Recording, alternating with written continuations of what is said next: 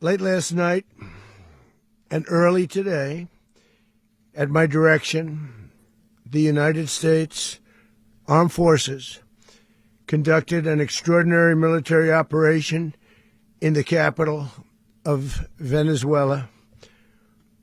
Overwhelming American military power, air, land, and sea, was used to launch a spectacular assault. And it was an assault like people have not seen since World War II. It was a force against a heavily fortified military fortress in the heart of Caracas to bring outlaw dictator Nicolas Maduro to justice. This was one of the most stunning, effective, and powerful displays of American military might and competence in American history. And if you think about it, we've done some other good ones, like the attack on Soleimani, the attack on al-Baghdadi, and the obliteration and decimation of the Iran nuclear sites just recently in an operation known as Midnight Hammer. All perfectly executed and done. No nation in the world could achieve what America achieved yesterday, or frankly, in just a short period of time. All Venezuelan military capacities were rendered powerless as the men and women of our military, working with U.S. law enforcement, successfully captured Maduro in the dead of night. It was dark. The lights of Caracas were largely turned off due to a certain expertise that we have. It was dark and it was deadly. But captured along with his wife, Celia Flores, both of whom now face American justice. Maduro and Flores have been indicted in the Southern District of New York, it's Jay Clayton, for their campaign of deadly narco-terrorism against the United States and its citizens. I want to thank the men and women of our military who achieved such an extraordinary success overnight with breathtaking speed, power, precision, and competence. You rarely see anything like it. You've seen some raids in this country that didn't go so well. They were an embarrassment. If you look back to Afghanistan, or if you look back to the Jimmy Carter days, they were different days. We're a respected country again, like never before. These highly trained warriors, operating in collaboration with U.S. law enforcement, caught them in a very ready position. They were waiting for us. They knew we had many ships out in the sea, just sort of waiting. They knew we were coming. So they were in what's called a ready position. But they were completely overwhelmed and very quickly incapacitated. If you would have seen what I saw last night, you would have been very impressed. I'm not sure that you'll ever get to see it, but it was an incredible thing to see. Not a single American service member was killed, and not a single piece of American equipment was lost. We had many helicopters, many planes, many people involved in that fight. But think of that, not one piece of military equipment was lost, not one service member was, more importantly, killed. The United States military is the strongest and most fearsome military on the planet, by far. With capabilities and skills our enemies can scarcely begin to imagine. We have the best equipment anywhere in the world.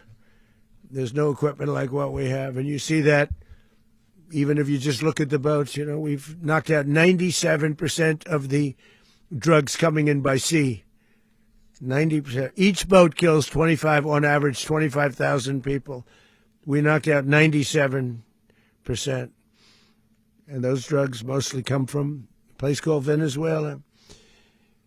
We're going to run the country until such time as we can do a safe, proper, and judicious transition. So We don't want to be involved with having somebody else get in, and we have the same situation that we had for the last long period of years.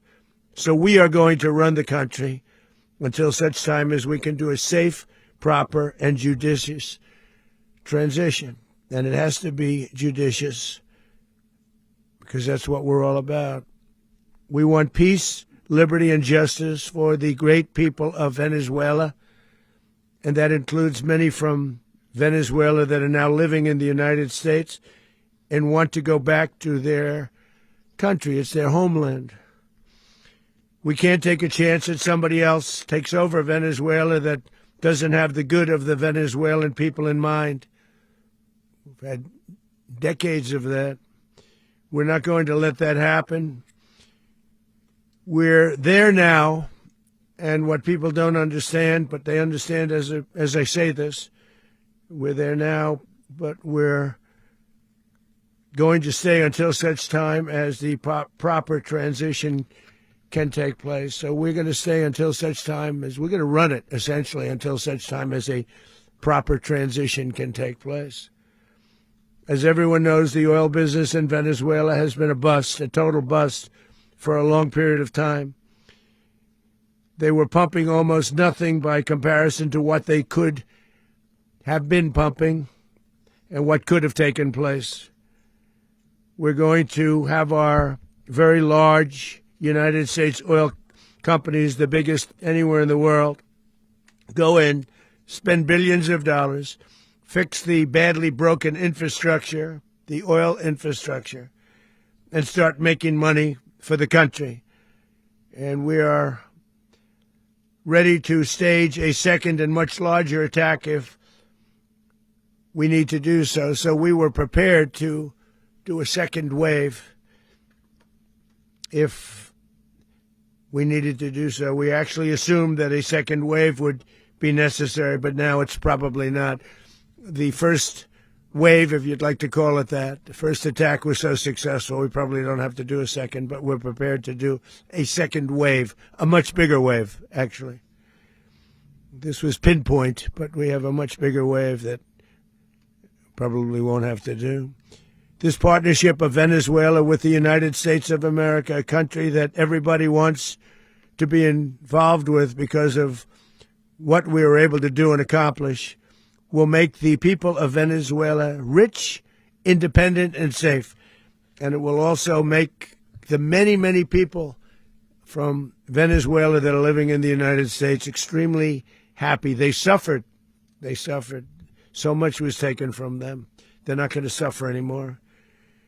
The illegitimate dictator Maduro was the kingpin of a vast criminal network responsible for trafficking colossal amounts of deadly and illicit drugs into the United States.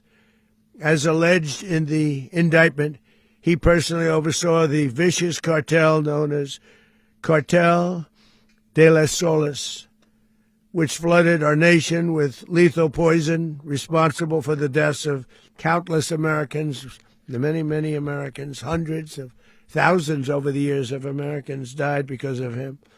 Maduro and his wife will soon face the full might of American justice and stand trial on American soil. Right now, they're on a ship. They'll be heading to, ultimately, New York, and then a decision will be made, I assume, between New York and Miami or Florida. But we have people where the overwhelming evidence of their crimes will be presented in a court of law.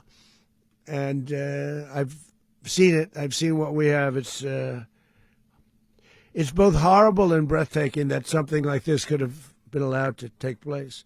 For many years after his term as president of Venezuela expired, Maduro remained in power and waged a ceaseless campaign of violence, terror, and subversion against the United States of America, threatening not only our people, but the stability of the entire region.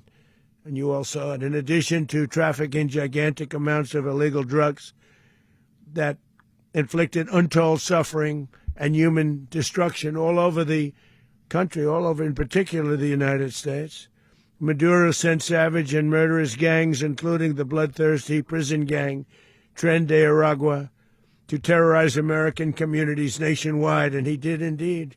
They were in Colorado. They took over apartment complexes. They cut the fingers off people if they called police. They were brutal, but they're not so brutal now. And I just have to congratulate our military, Pete and everybody, and our National Guard, because the job that they've done, whether it's in Washington, D.C., where we have a totally safe city, where it was one of the most unsafe cities anywhere in the world, frankly, and now we have no crime in Washington, D.C. We haven't had a killing. We had the terrorist attack a few weeks ago, a little bit of a different kind of a threat, but we haven't had a killing in a long period of time, 6-7 months. We used to have on average two a week in Washington, our capital. We don't have that anymore. The restaurants are opening. Everyone's happy. They're walking their daughters. They're walking their children, their wives. They walk to restaurants. Restaurants are opening all over Washington, D.C. So I want to thank the National Guard. I want to thank our military. And I want to thank law enforcement. Been amazing. And they should do it with more cities. We're doing it, as you know, and we're doing it in Memphis, Tennessee right now, and crime is down. We've just sort of started a few weeks ago, but crime is down now 77%. And the governor of Louisiana called, great person, and he wanted us to help him, as you know, in a certain very nice part of Louisiana. And we have done that. And it was a rough section, and we have crime down. I understand it's down to almost nothing already after 2.5 weeks. New Orleans, it's down to almost nothing, and we've only been there for 2.5 weeks. Can't imagine why governors wouldn't want us to help. We also helped, as you know, in Chicago, and crime went down a little bit there. We did a very small help because we had no working ability with the governor. The governor was a disaster, and the mayor was a disaster, but it knocked down crime. But we're pulling out of there. When they need us, we'll know. You'll know. You'll be writing about it. And likewise, Los Angeles, where we saved Los Angeles early on, where the head of the police department made a statement that if the federal government didn't come in, we would have lost Los Angeles. That's long after the fires. That's when they had the riots in Los Angeles. We did a great job. Got no credit for it whatsoever, but that's okay. It doesn't matter. We don't need the credit. But we'll be pulling out when they need us. They'll call, or we'll go back if we have to. We'll go back. But we did a great job in various cities. But the place that we're very proud of is Washington, D.C., because it's our nation's capital. We took it from being a crime-ridden mess to being one of the safest cities in the country. But the gangs that they sent raped, tortured, and murdered American women and children. They were in all of the cities I mentioned, Tren de Aragua. And they were sent by Maduro to terrorize our people, and now Maduro will never again be able to threaten an American citizen or anybody from Venezuela. There will no longer be threats. For years I've highlighted the stories of those innocent Americans whose lives were so heartlessly robbed by this Venezuelan terrorist organization. Really one of the worst. One of the worst, they say the worst. Americans like 12-year-old Jocelyn Nungary from Houston. Beautiful Jocelyn Nungary, what happened to her? They, as you know, they kidnapped, assaulted, and murdered by Tren de Aragua animals. They murdered Jocelyn and left her dead under the bridge. There was a bridge that will never be the same to so many people after seeing what happened. As I've said many times, the Maduro regime emptied out their prisons, sent their worst and most violent monsters into the United States to steal American lives. And they came from mental institutions and insane asylums. They came from prisons and jails. The reason I say both, they sound similar. Actually, prisons, a little bit more hostile, a little bit tougher. A mental institution isn't as tough as an insane asylum, but we got them both. They sent from their mental institutions. They sent from their jails, prisons. They were drug dealers. They were drug kingpins. They sent everybody bad into the United States, but no longer. And we have now a border where nobody gets through. In addition, Venezuela unilaterally seized and stole American oil, American assets, and American platforms, costing us billions and billions of dollars.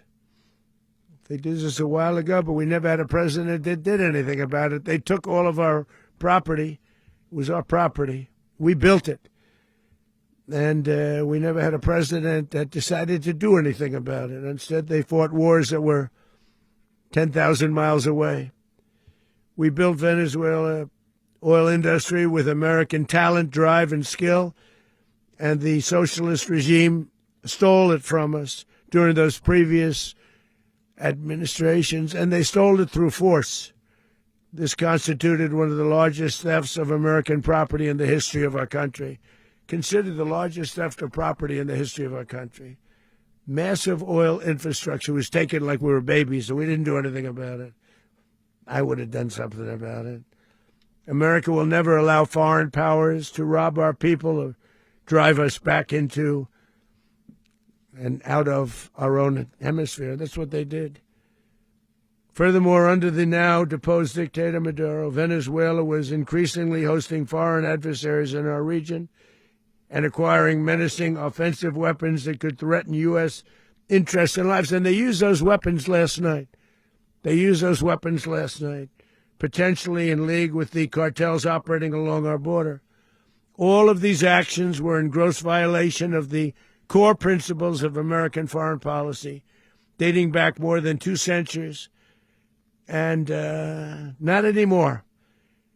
All the way back, it dated to the Monroe Doctrines, and the Monroe Doctrine is a big deal, but we've superseded it by a lot, by a real lot. They now call it the Monroe Document. I don't know. It's Monroe Doctrine.